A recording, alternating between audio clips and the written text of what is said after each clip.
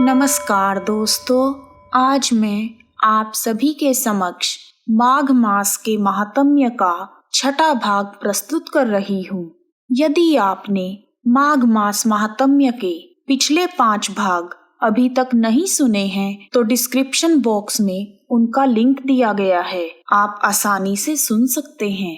आइए अब शुरू करते हैं माघ मास महात्म्य का छठा भाग। बोलो बांके बिहारी लाल की जय। श्री कृष्ण गोविंद हरे मुरारी, हे नाथ नारायण वासुदेवा। जय श्री कृष्ण। किसी ने सच ही कहा है, सत्पुरुषों का संग उत्तम गति प्रदान करता है। इस प्रकार मृगशृंग मुनि वैश्य को हाथी की योनि से मुक्त करके स्वयं गले तक पानी में खड़े होकर सूर्य नंदन यमराज की स्तुति करने लगे। ओम यम धर्मराज मृत्यु अंतक वैवस्वत काल सर्वभूत क्षय औदुंबर दघ्न नील परमेष्ठी वृकोदर चित्र और चित्रगुप्त, इन 14 नामों से पुकारे जाने वाले भगवान यमराज को नमस्कार है। जिनका मुख दाढ़ों के कारण विकराल प्रतीत होता है और टेढ़ी बोहों से युक्त आंखें भयानक जान पड़ती हैं, जिनके शरीर में ऊपर की ओर उठे हुए बड़े बड़े रोम हैं और ओंठ भी बहुत लंबे दिखाई देते हैं, ऐसे यमराज को नमस्कार है। आपकी अनेक भुजाएं हैं, अनंत नख हैं तथा कज्जलगिरी के समान काला शरीर और भयंकर रूप है। आपको नमस्कार है। हे भगवन, आपका वेश बड़ा ही भयानक है। आप पापियों को भय प्रदान करते हैं, कालदंड से धमकाते हैं और सब प्रकार के अस्त्र शस्त्र धारण करते हैं। बहुत बड़ा भैंसा आपका वाहन है। आपके नेत्र दहकते हुए अंगारों के समान लगते हैं। आप महान हैं। आपका विशाल रूप मेरु पर्वत के समान है। आप लाल माला और वस्त्र धारण करते हैं। आपको नमस्कार है। कल्पांत के मेघों की भांति जितनी गंभीर गर्जना और प्रलयकालीन वायु के समान प्रचंड वेग है, जो समुद्र को भी पी जाते हैं, इस समस्त जगत को अपना ग्रास बना लेते हैं, पर्वतों को भी चबा जाते हैं और मुख से आग उगलते हैं, उन भगवान यमराज को नमस्कार है। हे भगवन, अत्यंत घोर और अग्नि के समान तेजस्वी काल रूप मृत्यु तथा बहुत से रोग आपके पास सेवा में उपस्थित रहते हैं। आपको नमस्कार है। आप भयानक मारी और अत्यंत भयंकर महामारी के साथ रहते हैं। पापियों के लिए आपका ऐसा ही स्वरूप है। आपको बारंबार नमस्कार है। वास्तव में तो आपका मुख खिले हुए कमल के समान प्रसन्नता से पूर्ण है। आपके नेत्रों में करुणा भरी है। आप पितृ स्वरूप हैं। आपको नमस्कार है।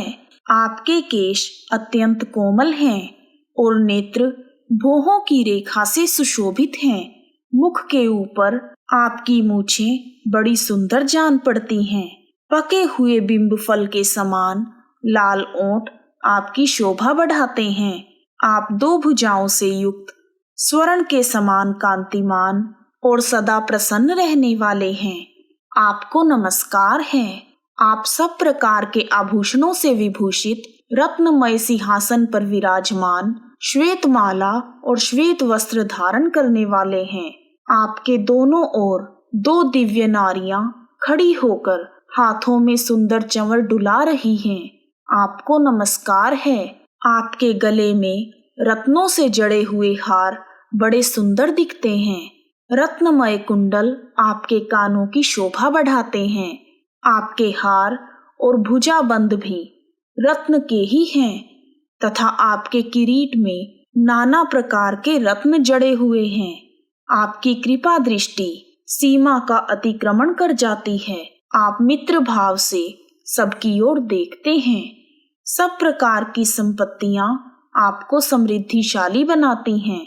आप सौभाग्य के परम आश्रय हैं तथा धर्म और अधर्म के ज्ञान में निपुण सभासद आपकी उपासना करते हैं। आपको नमस्कार है। संयमनीपुरी की सभा में शुभ्र रूप वाले धर्म, शुभ लक्षण सत्य, चंद्रमा के समान मनोहर रूपधारी शम, दूध के समान उज्जवल दम तथा वर्णाश्रम जनित विशुद्ध आचार आपके पास मूर्तिवान होकर सेवा में उपस्थित रहते हैं। आपको नमस्कार है। आप साधुओं पर सदैव स्नेह रखते हैं। वाणी से उनमें प्राणों का संचार करते हैं और अपने वचनों से उन्हें संतोष देते हैं और गुणों से उन्हें सर्वस्व समर्पण करते हैं। सज्जन पुरुषों पर सदा संतुष्ट रहने वाले आप धर्मराज को बारंबार नमस्कार है, जो सबके काल होते हुए भी शुभ कर्म करने वाले पुरुषों पर कृपा करते हैं, जो पुण्यात्माओं के हितैषी, सत्पुरुषों के संगी, धर्मात्मा तथा धर्म का अनुष्ठान करने वालों के प्रिय हैं।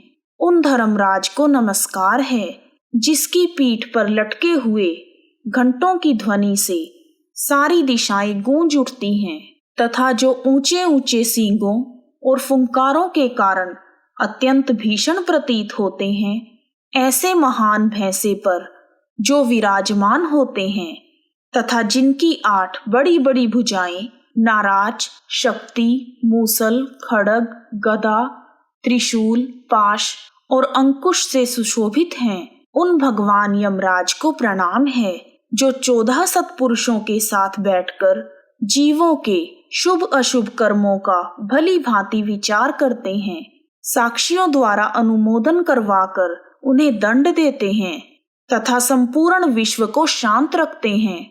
उन दक्षिण दिशा के स्वामी शांत स्वरूप यमराज को नमस्कार है, जो कल्याण स्वरूप, भयहारी, शोच, संतोष आदि नियमों में स्थित मनुष्यों के नेत्रों को प्रिय लगने वाले सावर्णी, शनैश्चर और वैवस्वत मनु, इन तीनों की माता के सौतेले पुत्र, सूर्य देव के आत्मज तथा सदाचारी मनुष्यों को वर देने वाले हैं, उन भगवान यम को नमस्कार है। हे भगवन, जब आपके दूत पापी जीवों को दृढ़ता पूर्वक बांधकर आपके सामने उपस्थित करते हैं, तब आप उन्हें यह संदेश देते हैं कि इन पापियों को अनेक घोर नरकों में गिराकर छेद डालो, टुकड़े टुकड़े कर दो, जला दो, सुखा डालो, पीस दो। इस प्रकार की बातें कहते हुए यमुना जी के ज्येष्ठ भाई आप यमराज को प्रणाम है। जब आप अंतक रूप धारण करते हैं, उस समय आपके गोलाकार नेत्र किनारे किनारे से लाल दिखाई देते हैं। आप भीम रूप होकर भय प्रदान करते हैं। टेढ़ी बोहों के कारण आपका मुख वक्र जान पड़ता है। आपके शरीर का रंग उस समय नीला हो जाता है तथा आप अपने निर्दयी दूतों के द्वारा शास्त्रोक्त नियमों का उल्लंघन करने वाले पापियों को धमकाते हैं। आपको सर्वदा नमस्कार है, जिन्होंने 5 महायज्ञों का अनुष्ठान किया है तथा जो सदा ही अपने कर्मों का पालन करने में लगे रहते हैं। ऐसे लोगों को दूर से ही विमान पर आते देख आप दोनों हाथ जोड़कर आगे बढ़कर उनका स्वागत करते हैं। आपके नेत्र कमल के समान विशाल हैं तथा आप माता संज्ञा के पुत्र हैं। आपको मेरा प्रणाम है, जो संपूर्ण विश्व से उत्कृष्ट, निर्मल, विद्वान, जगत के पालक, ब्रह्मा, विष्णु तथा भगवान शिव के प्रिय, सबके शुभ अशुभ कर्मों के उत्तम साक्षी तथा समस्त संसार को शरण देने वाले हैं। उन भगवान यम को नमस्कार है। वशिष्ठ जी ने कहा, इस प्रकार स्तुति करके मृगशृंग ने उदारता और करुणा के भंडार तथा दक्षिण दिशा के स्वामी भगवान यम का ध्यान करते हुए उन्हें साष्टांग प्रणाम किया। मृगशृंग मुनि की स्तुति से यमराज को बड़ी प्रसन्नता हुई और वह महान तेजस्वी रूप धारण करके मुनि के सामने प्रकट हो गए। उस समय उनका मुख प्रसन्नता से खिला हुआ था और किरीट, हार, केयूर तथा मणिमय कुंडल धारण करने वाले अनेक सेवक चारों ओर से उनकी सेवा में उपस्थित थे। यमराज ने कहा, हे मुनि, मैं तुम्हारे स्तोत्र से बहुत संतुष्ट हूँ और तुम्हें वर देने के लिए यहाँ आया हूँ। तुम मुझसे मनोवांछित वर मांगो। यमराज की बात सुनकर मृगशृंग उठकर खड़े हो गए और हाथ जोड़कर कहा, हे भगवन, इन कन्याओं को प्राणदान दीजिए। मैं आपसे यही याचना करता हूँ। मुनि का कथन सुनकर धर्मराज ने अदृश्य रूप से उन ब्राह्मण कन्याओं को उनके शरीर में भेज दिया। फिर तो सोकर उठे हुए की भांति वह कन्याएं उठकर खड़ी हो गई। बोलो यमराज की जय। अपनी पुत्रियों को सचेत देखकर माताओं को बड़ा हर्ष हुआ और कन्याएं पहले की भांति अपनी माताओं के साथ घर चली गई। वशिष्ठ जी कहते हैं, इस प्रकार विप्रवर मृगशृंग को वरदान देकर यम देवता अपने पार्षदों के साथ अंतर्ध्यान हो गए। इधर ब्राह्मण भी यमराज से वर पाकर बड़ी प्रसन्नता के साथ अपने आश्रम लौटे। जो मनुष्य प्रतिदिन यमराज की इस स्तुति का पाठ करेगा, उसे कभी भी यम यातना नहीं भोगनी पड़ेगी। उसके ऊपर यमराज सदैव प्रसन्न रहेंगे। उसकी संतति का कभी अपमृत्यु से पराभव ना होगा। उसे इस लोक और परलोक में श्री लक्ष्मी जी की प्राप्ति होगी तथा उसे कभी भी रोगों का शिकार नहीं होना पड़ेगा। उसके बाद वशिष्ठ मुनि ने राजा दिलीप से कहा, हे राजन, माघ स्नान और उपवास आदि महान पुण्य करने वाले मनुष्य इसी प्रकार दिव्य लोकों में आते जाते रहते हैं। पुण्य ही सर्वत्र आने जाने का कारण है। पूर्व काल में विप्रवर पुष्कर भी यमलोक गए थे और वहां बहुत से नारकीय जीवों को नरक से निकालकर फिर यहीं आकर अपने घर में रहने लगे।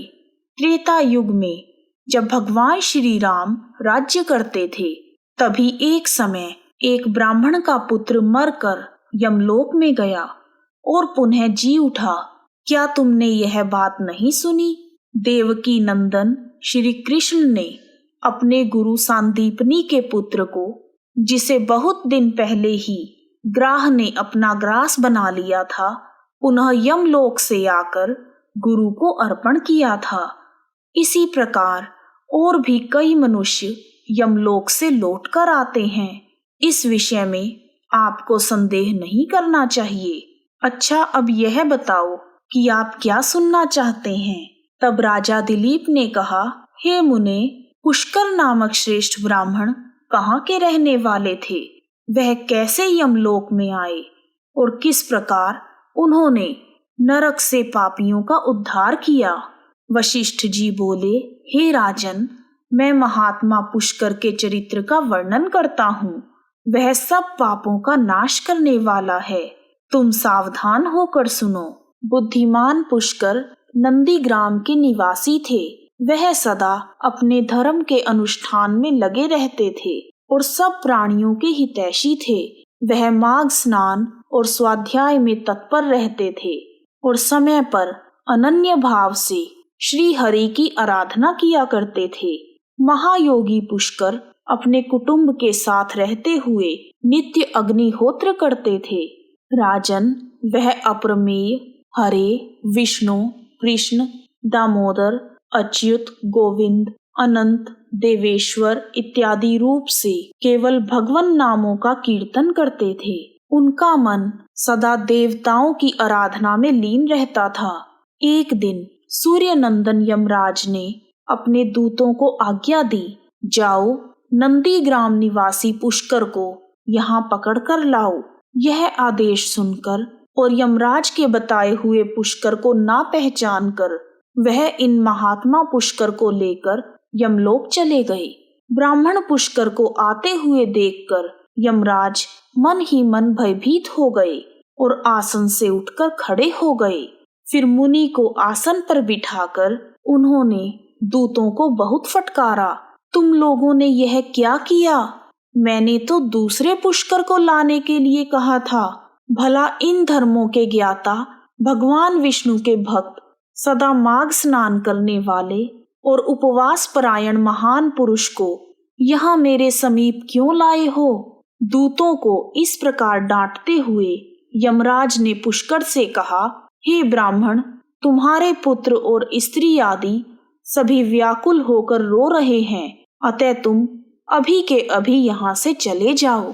इस प्रकार माघ मास के महात्म्य का छठा भाग पूर्ण हुआ। बोलो बांके बिहारी लाल की जय। हरे रामा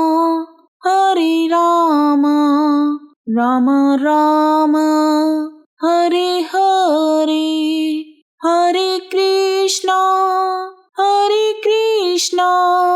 कृष्णा कृष्णा हरे हरे। जय श्री कृष्णा, जय माता दी। आप सभी का हार्दिक धन्यवाद।